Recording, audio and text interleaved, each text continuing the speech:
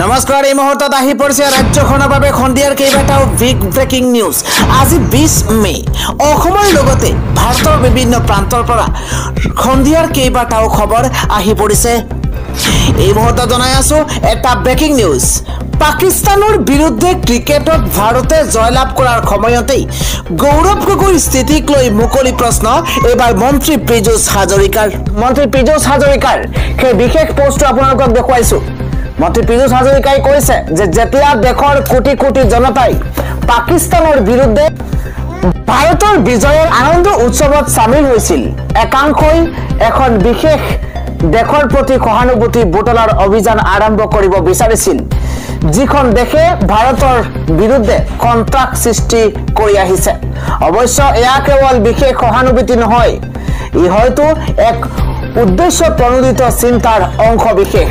ছাত্ৰ ছাত্ৰীক পাকিস্তান উচ্চায়ুক্তলৈ নিয়াৰ পৰা ভাৰতক দুৰ্বল কৰিব পৰা শক্তিসমূহৰ পক্ষত সহানুভূতি সৃষ্টি কৰালৈ গৌৰৱ গগৈয়ে নিজৰ অৱস্থান ভাৰতীয় আদৰ্শৰ পৰা আঁতৰাই পাকিস্তানৰ কাষ চপাৰ প্ৰয়াস কৰা পৰিলক্ষিত হৈছে।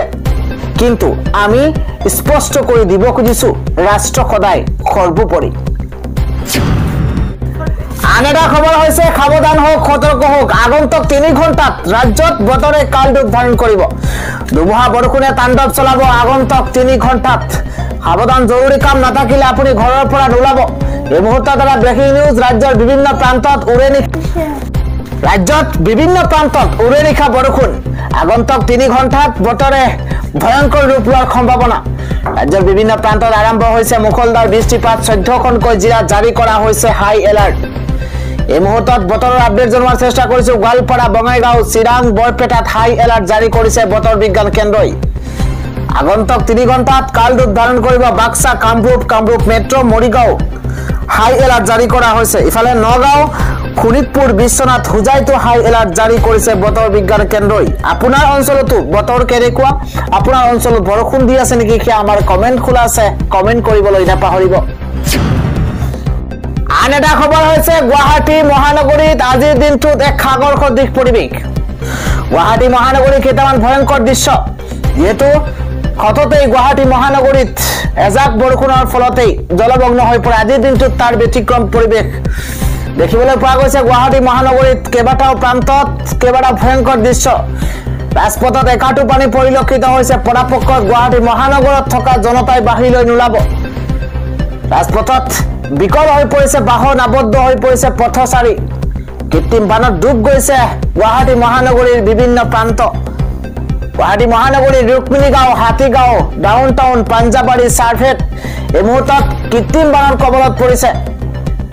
গুৱাহাটী মহানগৰীত পৰিৱেশ এক অবৰ্ণনীয় হৈ পৰিছে। আমি বিভিন্ন প্ৰান্তত কিছু দৃশ্যাংশ আপোনালোকক দেখুৱাবলৈ চেষ্টা কৰিছো। ইয়াৰ চাওক কিদৰে ৰাস্তাৰ ওপৰতে সাগৰ্ষক দিশ পৰিৱেশৰ সৃষ্টি হৈছে। যাতায়াত ব্যৱস্থা সম্পূৰ্ণ ব্যাহত হৈ পৰিছে। আৰু যিহেতু নিশাৰ ভাগৰ পৰা বৰষুণ আৰম্ভ হৈছে আৰু গুৱাহাটীত এইদৰে জ্বলা কলা খুৱাইছে কৃত্ৰিম বানে, সাধাৰণ জনতাক যাতায়াত ব্যৱস্থা সম্পূৰ্ণৰূপে ব্যাহত হৈ পৰিছে আৰু পানীৰ মাজেদি এইদৰে যাতায়াত কৰিবলগীয়া হৈছে গুৱাহাটী মহানগৰীবাসী ৰাইজে। সন্ধিয়াৰ আন এটা গুৰুত্বপূৰ্ণ খবৰ হৈছে অনা অসমীয়াৰ দপদপনি বা নচলিব। শংকৰজ্যোতি বৰুৱাৰ গ্ৰেপ্তাৰক লৈ এইবাৰ দুলীয়াজানত উত্তপ্ত পৰিস্থিতিৰ সূচনা হৈছে। অনা অসমীয়াৰ দপদপনি নচলিব। শংকৰজ্যোতি বৰুৱাৰ গ্ৰেপ্তাৰক লৈ উত্তপ্ত হৈ পৰিছে দুলীয়াজান। বীৰ লাচিত খানৰ প্ৰতিবাদত কঁপি উঠিছে দুলীয়াজান। বহিৰাগত বনিয়াৰ দপদপনি নচলিব। বহিৰাগত বনিয়াৰ এজাহাৰৰ ভিত্তিত শংকৰজ্যোতি বৰুৱাক গ্ৰেপ্তাৰ কৰাটো দুৰ্ভাগ্যজনক আখ্যা দিয়া হৈছে। দুৰ্ধৰ্ষ অপৰাধীৰ দৰে হাতত হেণ্ডকাফ লগোৱাৰ অধিকাৰ ক'ত পালে পুলিচে এই প্ৰশ্ন উত্থাপন হৈছে। জাতীয়তাবাদী নেতা শংকৰজ্যোতি বৰুৱাক বিনা চৰ্ততে মুক্তি দিয়ক, এই প্ৰতিবাদ কৰা হৈছে। ইপিনে বীৰ লাচিত খানৰ প্ৰতিবাদৰ পিছতে উত্তপ্ত হৈ পৰিছে দুলীয়াজান। পৰিস্থিতি নিয়ন্ত্ৰণৰ বাবেই হঠাৎ প্ৰশাসনে বন্ধ কৰি দিছে পেট্ৰল পাম্প। অনা অসমীয়াৰ দপদপনি নচলিব, এইদৰে বীৰ লাচিত খানাই হুংকাৰ প্ৰদান কৰিছে। আন এটা ডাঙৰ খবৰ হৈছে আজি 20 কোটি মুছলমানৰ হয় এইবাৰ আদালতত যুঁজিছে কপিল সিব্বালে। আজি আদালতত ওয়াকফৰ খুৰানি অব্যাহত আছে পুনৰ উচ্চতম ন্যায়ালয়ত কঠোৰ প্ৰশ্নৰ সন্মুখীন হৈছে চৰকাৰ 20 কোটি মুছলমানৰ হৈ আদালতত যুঁজিছে কপিল সিব্বালে এই মুহূৰ্তত 20 কোটি মুছলমানৰ বাবে চৰকাৰী পক্ষৰ সৈতে যুঁজ দিছে অধিবক্তা কপিল সিব্বালে ওয়াকফ আইনৰ লেখ আবেদনৰ ভিত্তিত চৰকাৰী পক্ষক থকা খৰকা কৰিছে অধিবক্তা কপিল সিব্বালৰ যুক্তিত এবাৰ নতশিৰ চৰকাৰী পক্ষৰ অধিবক্তা মুছলমানৰ অধিকাৰক লৈ কৰা প্ৰস্তাৱ নিমাত চৰকাৰী পক্ষ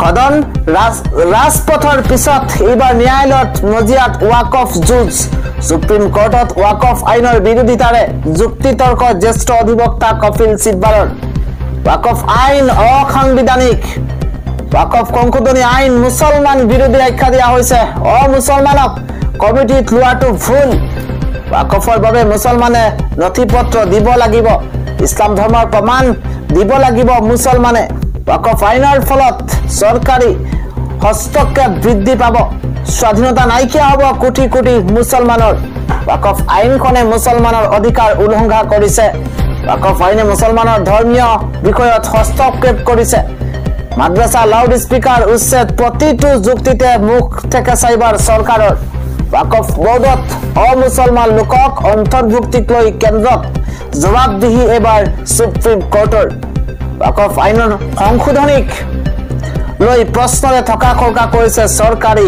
পক্ষ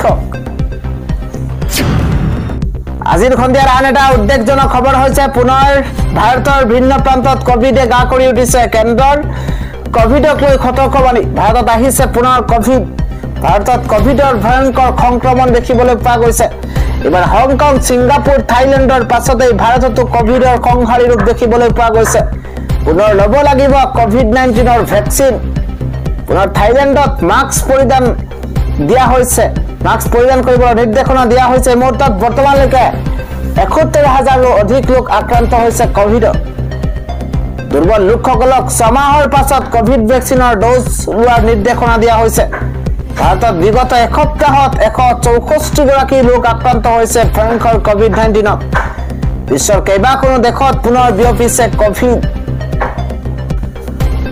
পৰৱৰ্তী খবৰটো হৈছে পঞ্চায়তত ভোট নাপালে এবাৰ 1.5 লাখ টকাৰ চেক ঘূৰাই দিব লাগে বিজেপি বিধায়ক ৰমাকান্ত দেউৰীক এই মুহূৰ্তত এটা ডাঙৰ খবৰ জনোৱাৰ চেষ্টা কৰিছো পঞ্চায়ত নিৰ্বাচনত ভোট নোপোৱাৰ বাবেই বিজেপি বিধায়কৰ নিৰ্লজ্জ কাণ্ড এই মুহূৰ্তত ভাইৰেল হৈ পৰিছে কল ৰেকৰ্ডিং নামঘৰ নিৰ্মাণ কৰিবলৈ দিয়া চেক ঘূৰাই লাগে বিধায়কক 1.5 লাখ টকাৰ চেক ঘূৰাই দিবলৈ ভাবুকি বিজেপি বিধায়ক ৰমাকান্ত দেউৰীৰ চেক বিচাৰি ভোট সভাপতি তথা গাঁও উন্নয়ন সমিতিৰ সম্পাদকক ধমক দিছে বিধায়ক ৰমাকান্ত দেউৰীয়ে ৰমাকান্তপন্থী ওয়াৰ্ড সদস্যক ভোট প্ৰদান নকৰা বুলি ভাবি ধমক বিধায়ক ৰমাকান্ত দেউৰীৰ ভাইৰেল হৈ পৰিছে ৰমাকান্ত দেউৰীৰ ভাবুকি বৰা কল ৰেকৰ্ডিং ৰমাকান্ত দেউৰীৰ উদ্ধত কাৰ্যক লৈ শূন্য হৈ পৰিছে কোনো ৰাইজে ঘূৰাই দিলে অসম দৰ্শনৰ চেক বিধায়কে দিয়া চেক জিলা আয়ুক্ত ঘূৰাই দিছে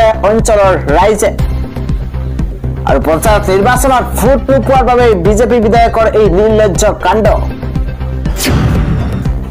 আজিৰ সন্ধিয়াৰ পৰৱৰ্তী ডাঙৰ খবৰ হৈছে খিলখাকুত চলিছে পুনৰ প্ৰশাসনৰ বুলডোজাৰ ভাঙি পেলোৱা হ'ল অমিয় কুমাৰ দাস গৱেষণা প্ৰতিষ্ঠান এই মুহূৰ্তত একশন মুডত আছে হিমন্ত বিশ্ব শৰ্মা চৰকাৰ খিলখাকুত পুনৰ চলিছে প্ৰশাসনৰ বুলডোজাৰ এই মুহূৰ্তত এটা ব্ৰেকিং নিউজ ভাঙি পেলোৱা হ'ল অমিয় কুমাৰ দাস গৱেষণা প্ৰতিষ্ঠান খিলখাকুৰ পৰা উচ্ছেদ কৰা হ'ল অমিয় কুমাৰ দাস গৱেষণা প্ৰতিষ্ঠান উপস্থিত হৈছে য'ত মন্ত্ৰী জয়ন্ত মল্ল বৰুৱা আৰু দেখিবলৈ পোৱা গৈছে খিলখাকুত পুনৰ পৰিছে প্ৰশাসনৰ হাতোৰা খিলখাকুৰ পৰা উচ্ছেদ কৰা হৈছে অমিয় কুমাৰ দাস গৱেষণা প্ৰতিষ্ঠান ভাঙি পেলোৱা হৈছে অমিয় কুমাৰ দাস গৱেষণা প্ৰতিষ্ঠান